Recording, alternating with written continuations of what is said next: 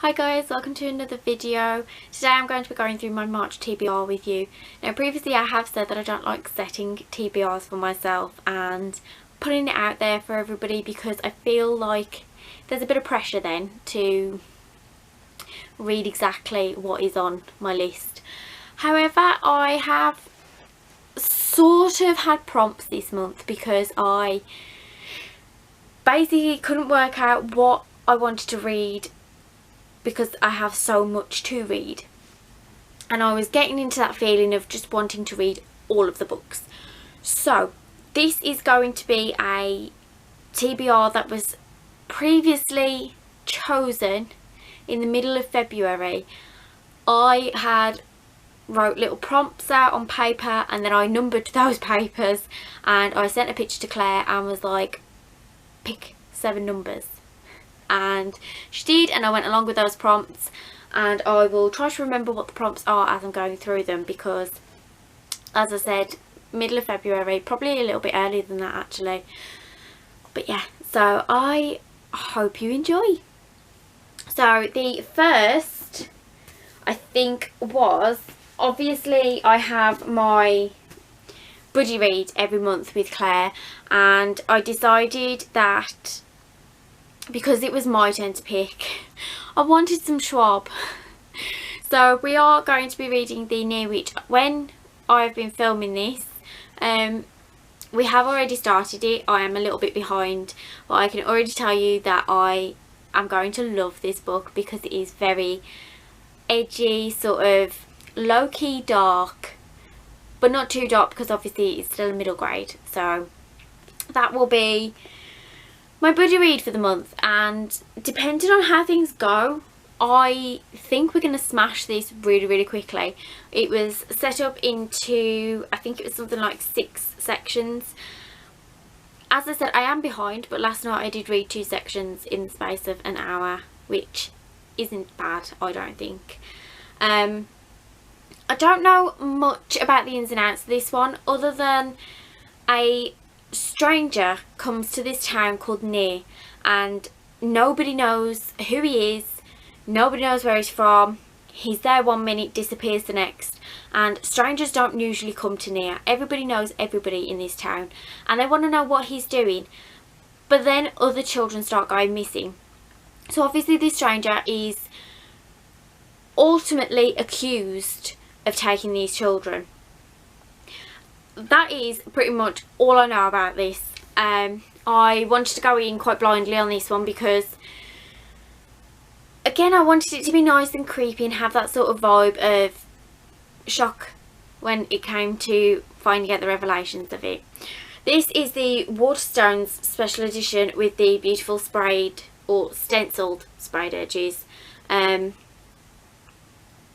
I think this was the first book that Schwab had published, but I'm really excited because there's a bonus short story in it, and there's other little, there's an introduction by the author, which, yeah, it was interesting because I felt a little bit lost in the introduction, but I will probably go through that a bit more when it comes to either in the vlog or my thoughts in the wrap up. So one of my first prompts was a middle grade, and going backwards and forwards I was trying to think of something that I wanted to read out of my list. I don't have a lot of middle grades at the moment because there were some that I just wasn't feeling and I ended up passing them on. But I do have, which I think counts, I do have The Quiet at the End of the World, which was kind of gifted to me by Claire, and this is another one by Lauren James. I have previously read The Loneliest Girl in the Universe and just recently read The Starlight Watchmaker. So I am really gelling with her writing in general. The stories themselves have been too short for me. I really want more out of it. I feel like because I enjoy her writing so much, I could do with an entire novel about everything that she writes. So The Quiet at the End of the World, again, I don't know much about this, so I'll read this off the back to give you a bit more detail. Lowry and Shen are the youngest people on the planet after a virus caused global infertility. Closeted in the pocket of London and doted upon by a small ageing community, the pair spend their days mudlarking and looking for treasure until a secret is uncovered that threatens their entire existence. In the quiet at the end of the world, Lowry and Shen must decide what they are willing to sacrifice to save the whole human race.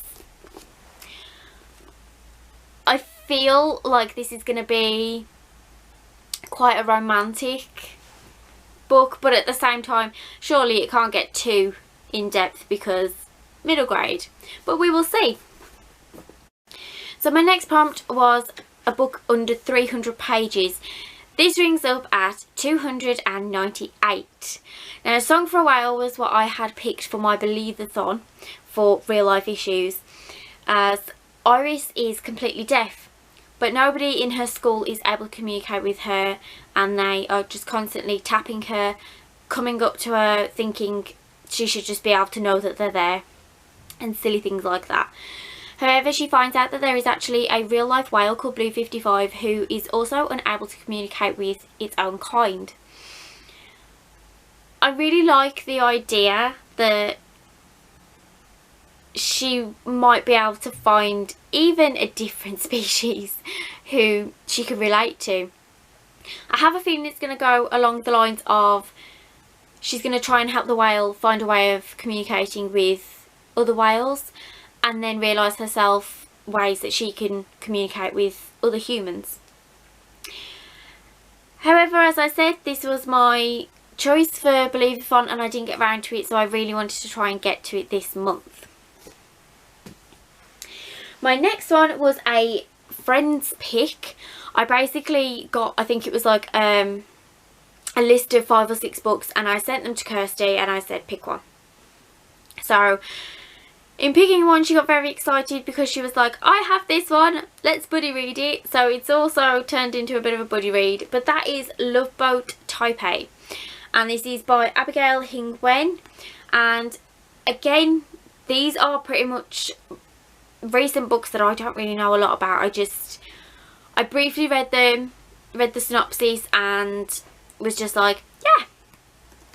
So Eva Wong is sent to a boarding school and she thinks it's going to be really, really strict, but actually the teachers sort of switch off after a certain point and don't care what the students are getting up to, and it is like an all-night party.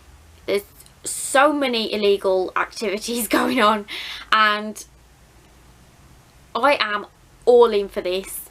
I think this is another contemporary, which is exactly what I wanted to get back into.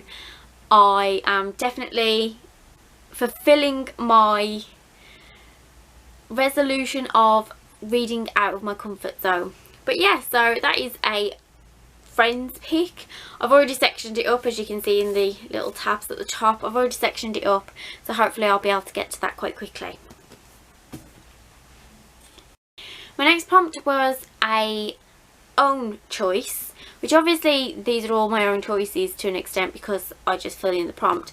However, this is purely my choice, no sort of prompt to fill it into.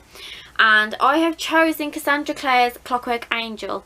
The reason I've gone for Clockwork Angel is because I had a chat with somebody, as I think I've mentioned in one of my vlogs, and they suggested a different order that goes along a timeline, and they said it works for them, and they found that things tend to just flow a lot easier. So I decided to follow that one, and I'm going to go for Clockwork Angel, which is the first in this recommended order. I'm really looking forward to starting the Shadowhunters series, as I've also just received Chain of Gold today, so I'm really excited, and there are so many books, this can keep me going for ages. Hopefully, if I can get through this, I'd like to look at maybe doing 2 a month. So once this crazy TBR is over, I'll probably be adding 2 a month to my TBR list. Next was a particular author. So once I'd picked that prompt out, I then wrote a few of my well-known authors, and I basically wrote those on a piece of paper, wrote the numbers on the back, and told Claire again to pick a number. The author that came out was Holly Black, and I don't really have a lot of Holly Blacks that I haven't read. So I was quite lucky because a few days before I had received a parcel from Claire with my collection of, I'm not even sure what they are classed as, but it is the modern fairy tales. So I will be picking up The Tithe. So I'll read off the back for you. Kay used to see fairies. They're still here.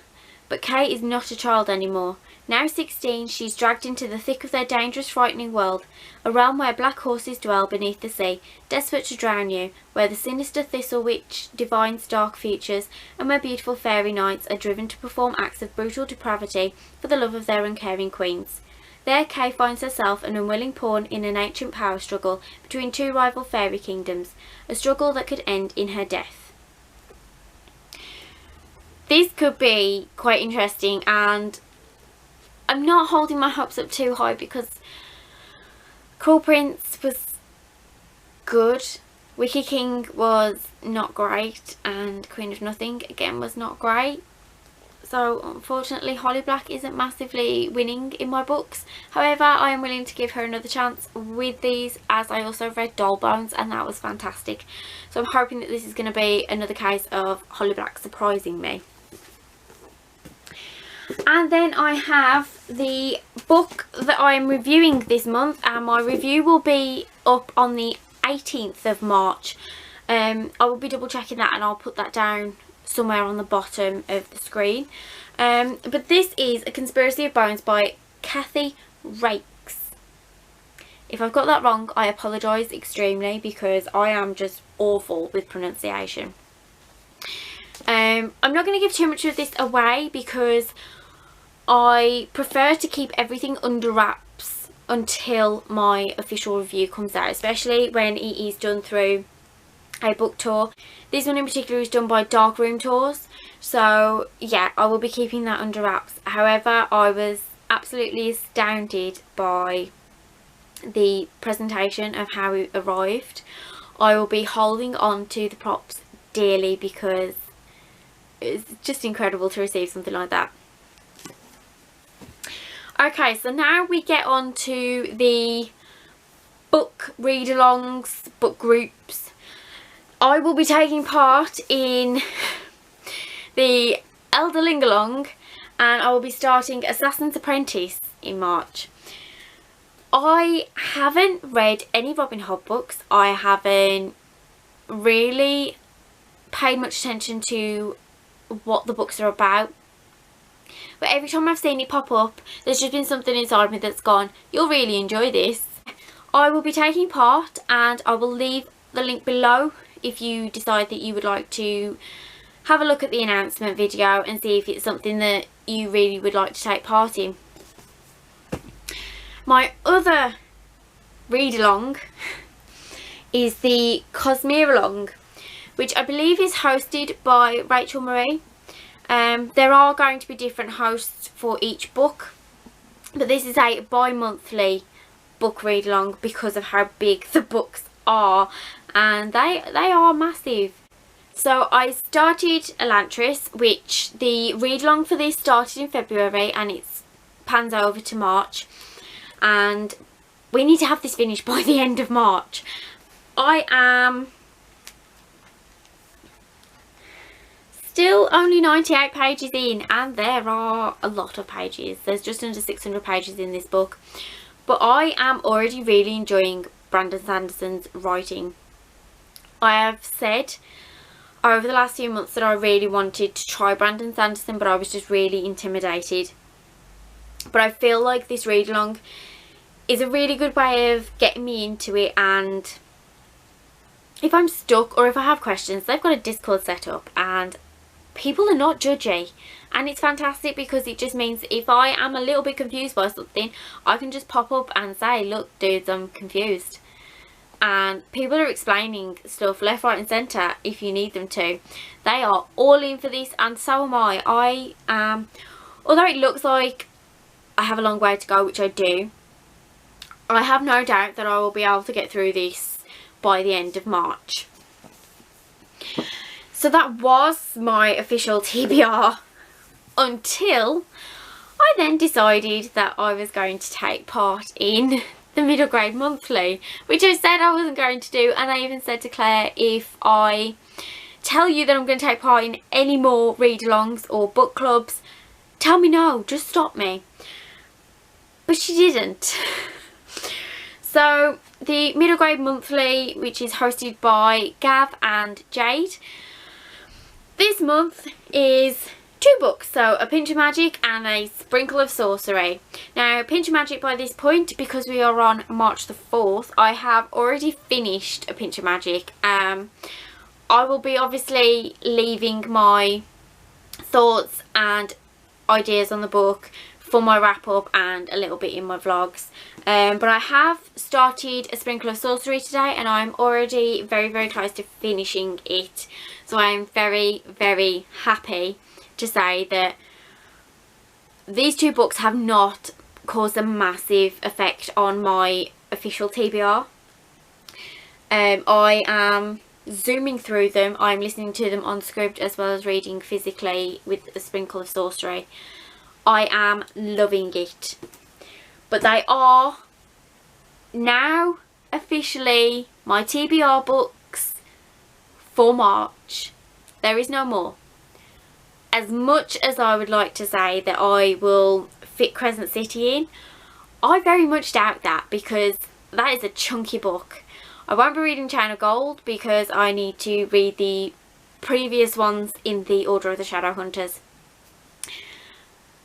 But I really do want to get to Crescent City.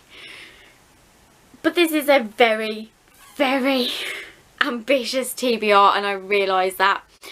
So yeah, so if you guys would like to stick around and see whether I complete this TBR for March, then feel free to leave a comment down below. Give me your ideas as to whether you think I can do it or not.